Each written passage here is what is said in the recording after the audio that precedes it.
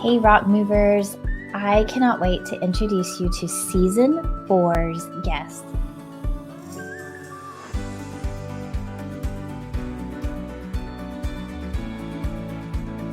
Hey, okay, it is Thursday at noon, so we're live. And just making sure that it's okay. We are live in the group. I would love to have you join me. Hopefully you're able to jump on. If not, would love for you to just do a hashtag replay in the comments to let me know that you watched this on replay.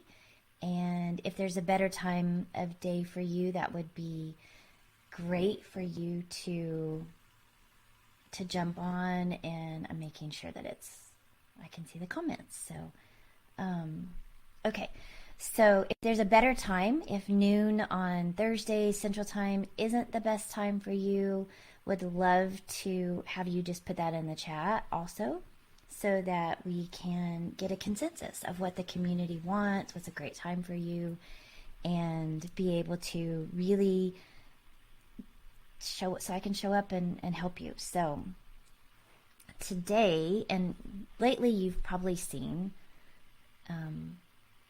that I've really been talking about worth a lot. And the reason for that is I know firsthand and have experienced through my own journey that having that self-confidence and self-worth is the basis for everything.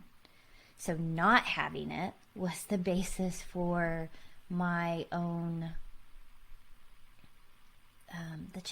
a lot of the challenges that I grew up with, making unhealthy relationship choices and people pleasing and imposter feelings. All of that came from this sense of not being enough, not being worthy. And so the opposite of that now is that now that I've done the work to heal and go through this process, which I say that I don't want to mislead you to say, oh, everything's great, everything's rosy and sunshine, and I don't have that challenge anymore, because that couldn't be farther from the truth. I'm human. Having this journey, this life journey that I have of being adopted or giving up for adoption when I was born, that abandonment time of being an orphan for that month that I was, finding out that I was adopted at 6, and living with the knowledge of some of the things that happened to me, and in my little kid brain making sense of that in the way that I did, meant that I made some rules about me that weren't true. But hey Jerry, I see that you've popped on. Thanks so much. So growing up and making these rules about who I thought I was at that time caused me to try to align some things, because this is what we do as kids, right? We're observing the world around us, and we're trying to cope and survive and make sense of it. And so in those moments, that's what I equated 1 + 1 = 2. And so in that moment, when I found out I was adopted, I'm like, oh, okay, so then I have to be good enough so that I don't get abandoned, so that I don't get kicked out by this family too. And looking back on it through the adult eyes, of course that wouldn't have happened. Or I say of course, it's actually happened to some people where they've been adopted and then given back, or they've been adopted or fostered and then given back. So it happens, and it's heartbreaking. And as an adult, I just want to sit here and say, yes, all of that happened, and I get to choose what I make that mean now. And so what I'm making that mean is that I am who I am because of that journey. I am who I am in spite of the pain, and because of the pain, now I get to be really an empathetic and a supportive and a sympathetic coach, because I can speak from my own pain. And I can speak from a place of authenticity. And so it's made me better at the thing that's on my heart to do. And so I am really wanting to convey to you today that who you are in this space is worthy. Who you are as an adult today in this life is worthy. But it doesn't matter what I say, it matters what you believe. And so I would love to really dive into that deeper, but it's hard to do when you're talking in generalities to a group of people. So that's where I would love to invite you onto a one-on-one conversation about this, if this is something that's on your heart or something that you personally struggle with, is self-worth, self-confidence, any type of insecurity around worth and value. Because what I have personally experienced is when I don't see myself as worthy, then I don't hold myself as worthy of creating boundaries, or worthy of the things that I want to achieve, worthy of the life, the wealth, the education, the relationships, yada, yada, yada. That can go on and on and on. So how we do one thing is how we do everything. How we do anything is how we do everything. And so if I'm not seeing myself as worthy, I'm not going to expect others to treat me that way as well. And that is where we get into these circles of really unhealthy relationships that don't serve us, that don't treat us the way that we really want and desire to be treated. And so if that's something that you're in, and I know, Jerry, I love you too. Mwah, mwah. Thank you so much for being our champion. Last week, it was so good to share you with my world. And I love that you've come to this place where you now own your worth. And I'm so excited to share your talents with this community. But for those that are listening or watching this on replay, I also want you to know that sometimes we sit in those places of unworthiness, of pain, because it is serving us somehow. And I know that that seems counterproductive, but it's true, because we can stay small, right? We know the monster that we're facing in that situation, if you will. So I don't have to go out and face another monster. Even though this is unbearable, at least I know what this is. And I can say that because I've lived it. So I know it to be true. And I also know that when we don't see ourselves as worthy and we're not stepping into our calling, we're not stepping out into scary spaces, whatever that is, public speaking or sales or whatever it is that you desire to do. If you're not doing it, yet you want the results that doing it would bring you, you're in this really perplexing place. How do you get from where you are to where you want to be? And it takes getting uncomfortable. It takes facing the fact that you are staying in this spot. You're choosing to stay stuck for a reason, because it is serving you somehow, some way. And I can only speak from my own experience and what I've experienced through coaching and working with clients. And hey, Amy, so happy to see you here too. But when and it took, having an outside person call me on this. So my coach, so coaches need coaches. We all need accountability. We all need someone to help us see the blind spots that we can identify on our own. But my coach called me out on this because I was wanting to grow my business, but it wasn't growing in the pace that I wanted, in the way that I wanted, and I really, really felt stuck. And so in that coaching call that I was on, I was like, I don't know what's wrong. I'm confused. Maybe I'm doing the wrong thing. Maybe I'm not meant to do this. And she called me out on it and said, how is playing small? How is staying stuck? How is staying small? How is not stepping into that place serving you? And I was like, of course it's not. It's costing me. But it is serving you. It's allowing you to do what? And so this is the challenge I want to present to you. And if you want to explore this further, message me. I'll send you a link. We can jump on a call.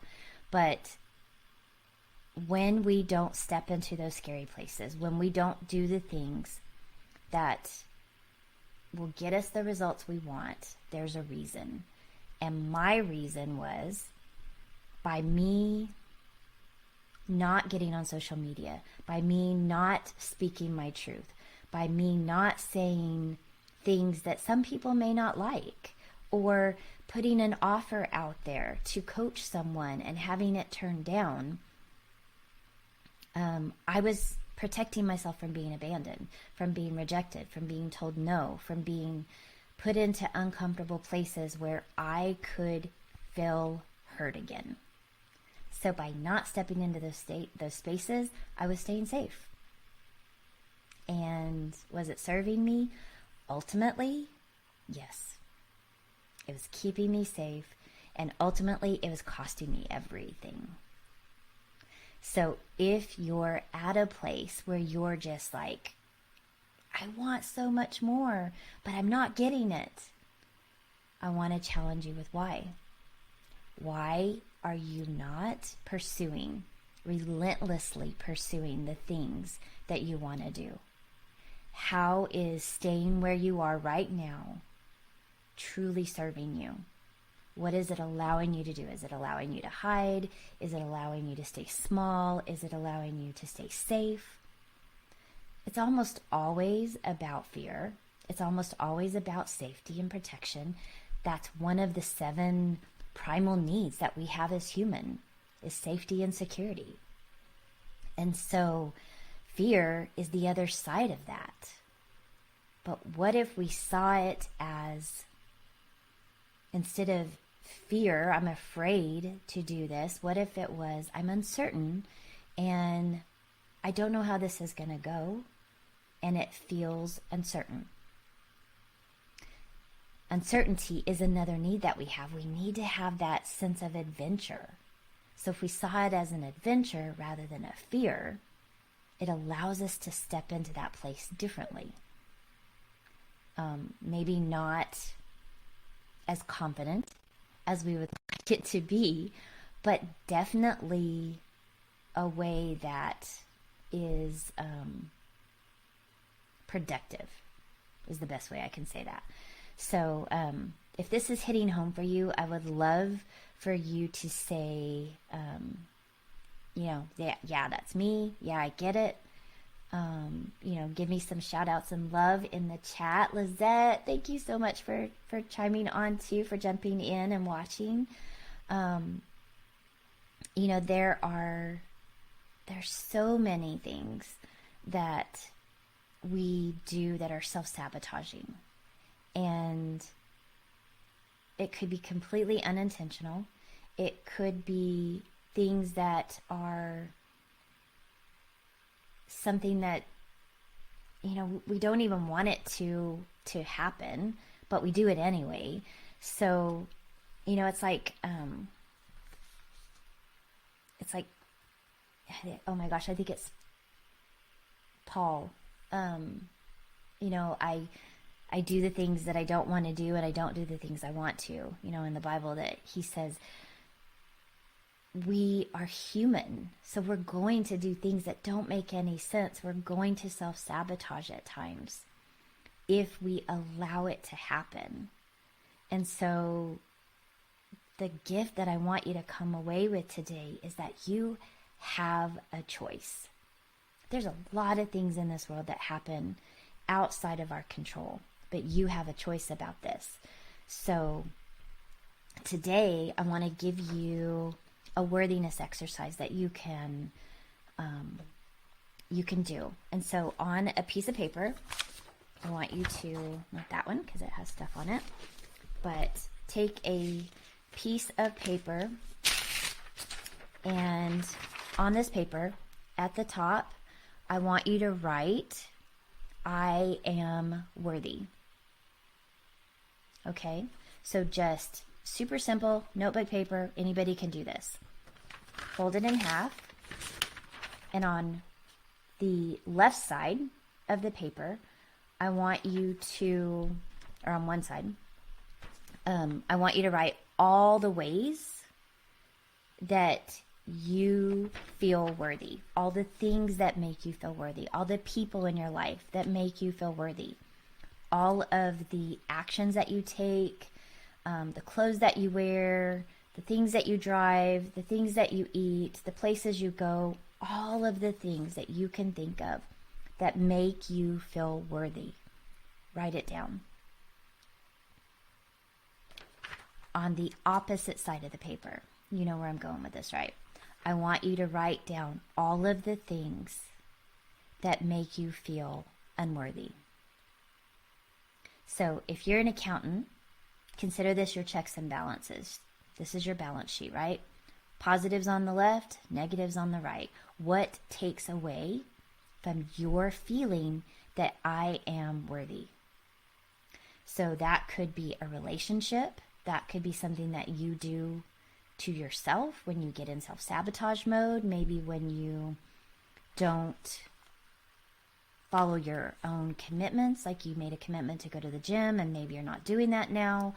That makes you feel unworthy. Maybe it's staying in an unhealthy relationship. Maybe it's continuing to be friends with someone that really makes you feel bad when you're around them. You just feel awful. It's a negative energy and it makes you feel bad about yourself. Maybe it's when you wear a certain outfit that you really just don't feel good in. Makes you feel, maybe it's a reminder of something, right? A past time of your life, or a past relationship, or a past job. Certain scents, perfume that you put on can bring back a memory that makes you feel like you were back at that place. I have that, right? There's a perfume that I love, but when I smell that perfume, which I don't have anymore, but I smell it on someone else, it immediately takes me back to a time in a past relationship that I was being manipulated and mentally and emotionally abused. And that scent takes me immediately to that place, and I immediately have to check myself and go, that is not my truth anymore. That is not me. So I have to be aware of that. But whatever that is, the positives on the left, the negatives on the right, what makes you feel worthy, what makes you feel unworthy.